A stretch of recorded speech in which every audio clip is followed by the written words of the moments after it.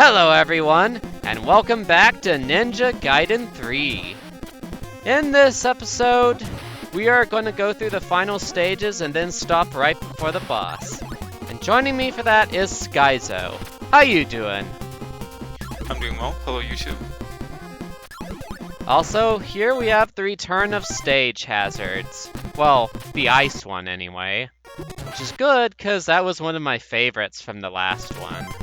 Especially when we get to the speedrun section.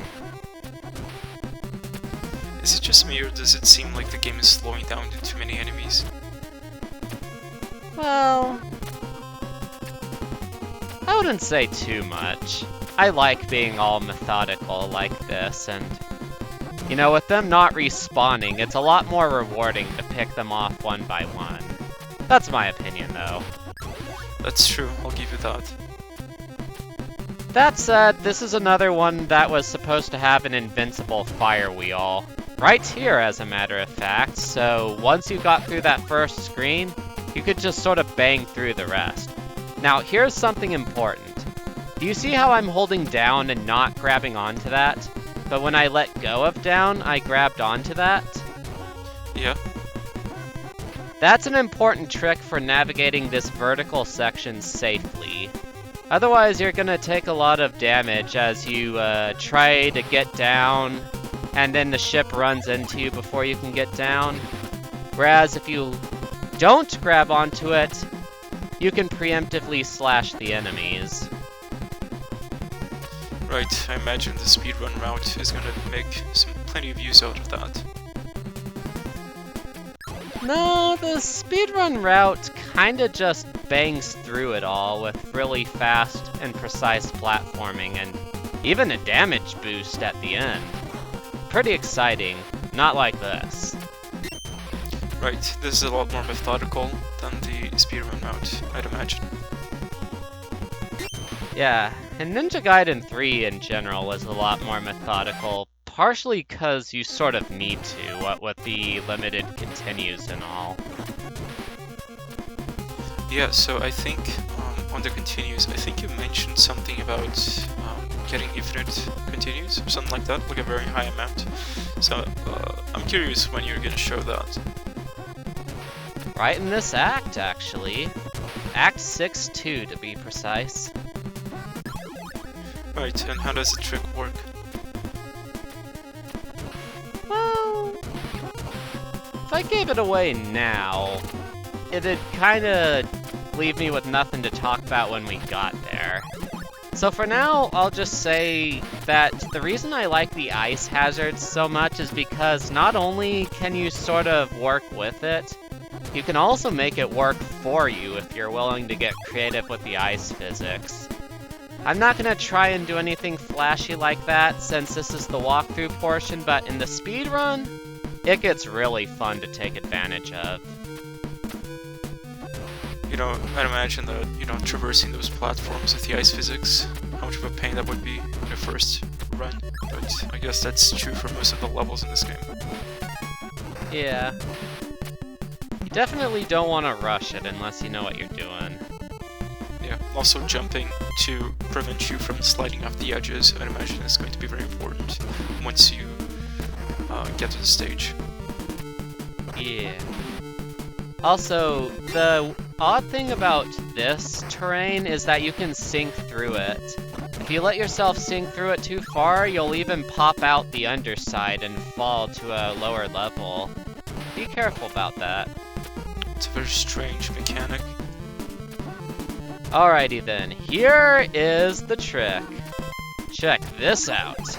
First, we get the extra life, then we head back, go into the previous room, and it'll respawn for us. And we can do that over and over and over again until we max out at 9. It's super cheesy, but, you know, I think the time investment is justified here, because you get infinite continues. I think that's worth it. Indeed. So it makes getting and there's another screen like that in Act 7, so really, once you make it to Act 6-2, you've kind of negated that problem, cheesy though it may be. The only downside is that the timer is still going, so if you do start farming, you kind of have to accept at least one death, so there is that. Right, it's only a little unfortunate that this trick only shows up in the later stages of the game. Well... yeah, if I were the one designing it, I would have had it show up in Act 5, where it's arguably the hardest. Actually, Act 7's the hardest in general, but Act 5 has the hardest set of screens in Acts 5-1. I can get behind that. Also, here is an old foe. You know how we beat up fake Ryu in the last episode? Yeah?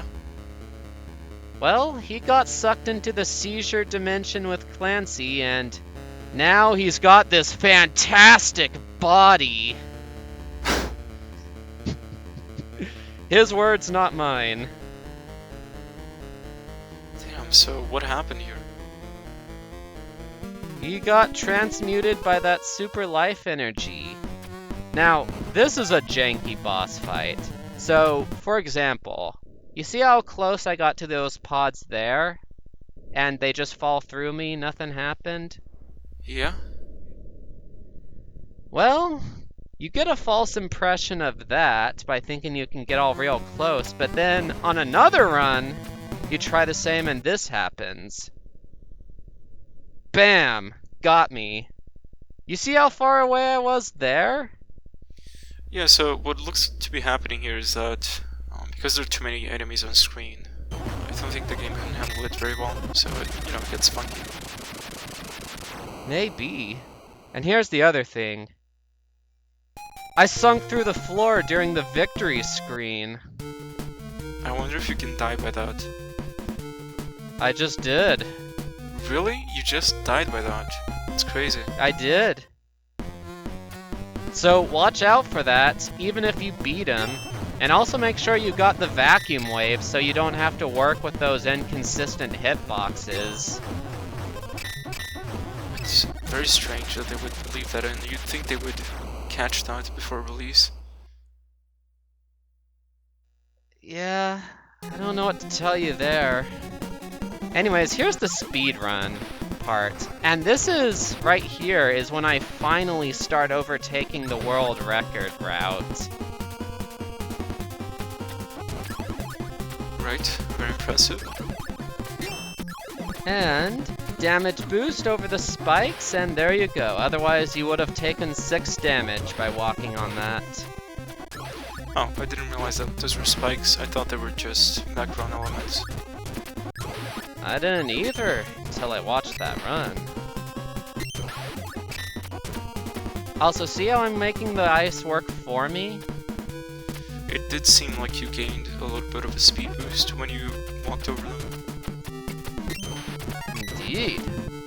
And also see how far I can be underneath that ledge and still go up. That's the upside to having those sink through things. It's a very strange theme for a stage, but I like it and how different it is.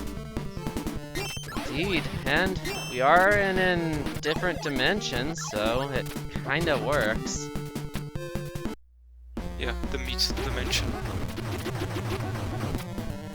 Also right there, I think that's possible to do with human hands. The world record run didn't do it that quick, but if you go quick enough, I think you can negate the pod issue entirely. I'm not sure though. I will say that the flashing lights warning has me a little scared, because it's just coming up, so... Well, it's just the same sort of thing that we saw in Acts 4 through 5, so if you handled it last time, you can probably handle it this time too. Oh, okay. That had me think that it was, worse. Yeah, I didn't add that epilepsy warning in at the time that we recorded last time, but I decided from here on out I'd put them inside the videos. Yeah. And here is Clancy's true form. His super dimensional true form. Whatever that means. Up, seizure time. Oh, there it is. Man, how do they think? Like, how do they think this is good? Well, look, flashing lights automatically means awesome, right? I'm reminded of the episode from Pokemon where, you know, children were sent to the hospital for watching the episode and they had flashing lights like this. I was thinking of that too. Although on that episode it's actually worse because it's the entire screen, and here at least there's a bar up top and at the bottom. That is true. Oh, more flashing in the spaceship too.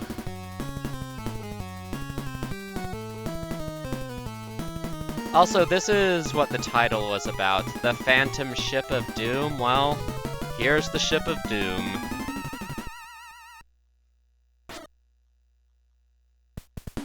Alright, so here is the toughest stage overall. And it's all due to the time limit.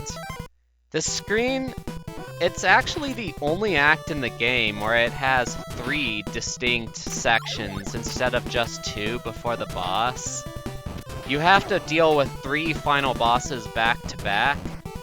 And all in all, there's a lot of enemies and everything to deal with, so beating it before the timer runs down is tricky even in the Japanese version. Which is why you have to get used to spamming the heck out of the invincible fire wheel we just got. Not right this minute, but you are going to be relying on it an awful lot. I will say, this is a great little backdrop that they have here. Like, this is the best one so far, in my opinion. Indeed. The stage design is still top-notch, isn't it? Yeah, I do like how they, you know, complement each other. You don't have, you know, random things. Like, it actually makes sense. Yeah. And this right here is basically what happens for the rest of Act 7. Enough so that I'm actually going to show a version of it without the invincible fire wheel. Because, like, if you die after you get past 7-1, you don't get another chance to use another one. Right, so far it doesn't seem too bad on the timer, but I guess we'll see. You'll see. Also, there's an extra life. So if you die over and over again, well, you can just reset your life counter. Not by going in and out of the room, but you won't lose any progress either.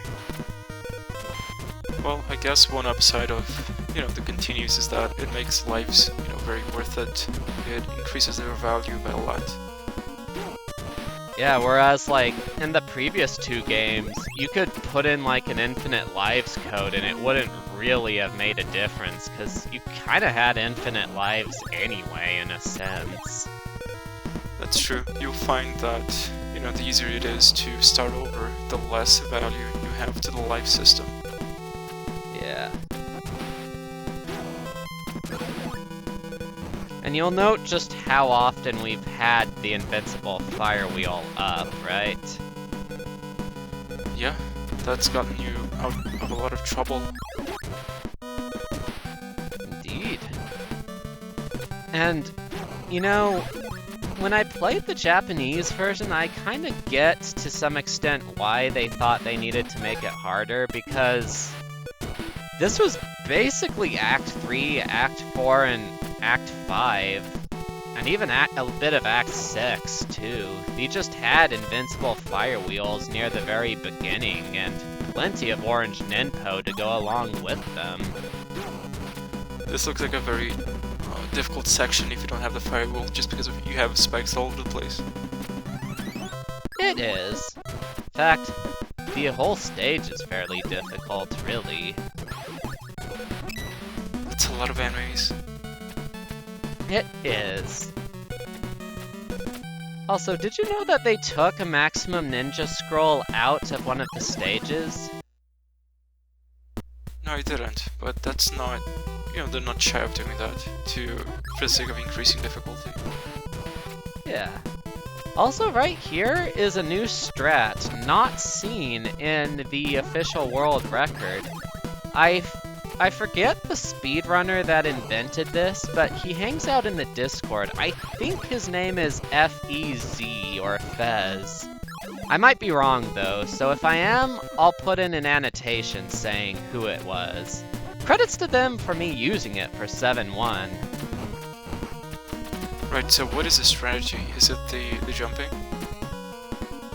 It's mainly...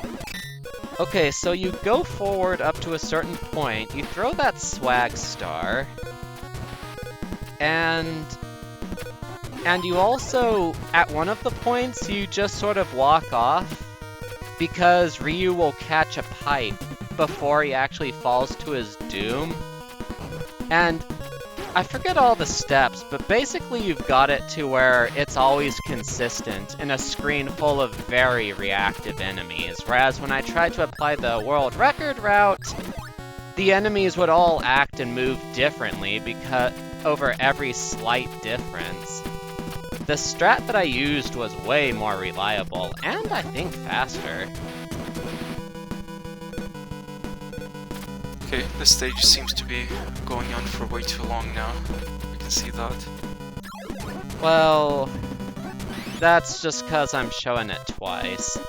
You'll see it a third time for the alternate version, but... well, it's important you know it very well, because your timer could easily run out if you don't know how. Right, I just thought that... oh, okay, this is the speedrun route, I just realized. Yeah.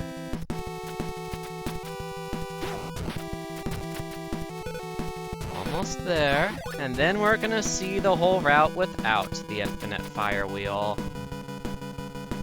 I think you had something like 100-ish seconds left, so it didn't seem so bad, but we'll see. Well, that was the speed run, though. Oh, how many seconds do you have left on like the regular route? I think like 50. Okay, that's pretty bad then. Yeah. Even with all my skills, I had less than a minute left to finish off the final bosses, and they're fairly easy, but still. Maybe I had 50 after the final bosses, I'm not sure.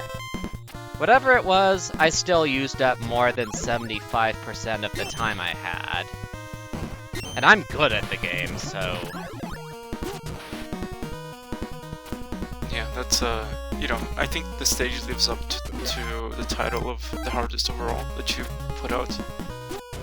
Yeah, or at least the hardest to get through with no deaths. I mean, once you've gotten to like 7-3, then it's not so bad, because your timer refreshes between deaths, but in a no-death context, yeah, this is pretty tricky.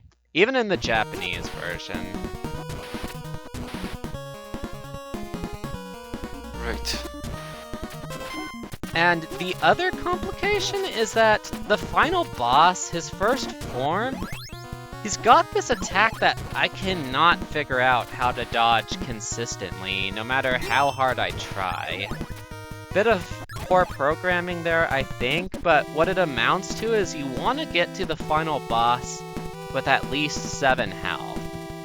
So that even if you get unlucky with one of his attacks, the other forms won't be a bother, because the other forms are just fine. You can get through them. Right. Also, I wonder if the timer continues in the boss fight.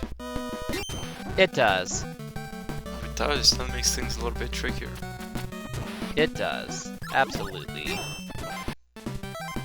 And kind of the secret to navigating this set of crumbling platforms is that if you stand between them, they won't both go away at once. They'll crumble away one at a time, which gives you more time to gather your bearings, as you can see here. Man, they really are they pulled pretty much all the stops in the stage so far. You know, the crumbling platforms and like the ambushes and so on. Like, this seems like a very crowded stage to me. Yeah. And the Japanese isn't, well, The thing that makes the Japanese a little easier is that they do less damage, but in terms of like complicated passageways, limited timers, and lots of enemies on the screen, Japanese version is kind of like that too. Also, you'll notice that that firewall just went right through the red slime. Did you see that? I believe I did. Yeah, even the firewheel hitbox is a little strange in this game. Kinda all the hitboxes are, really. I don't know about you, but it seemed to me like earlier in the video, like, it seemed like the game was lagging. Lagging? Yeah, it seemed like the game was lagging because, you know, there are too many enemies, too many objects. We'll have to look out for that. Anyways, one last thing to show off. You know how in the last game, when you beat one of the final boss forms but lost to one of the others, you could get an extra ninja scroll in a certain location? I think so. Well, the same thing applies here. I beat the first form but lost to the second form and got up to 100. And the same goes for if you lose to the third form. That's all for this episode. Tune in next time for the thrilling conclusion. Have a nice day, everyone, and God bless you. Alright, I'll see you later, YouTube. Bye.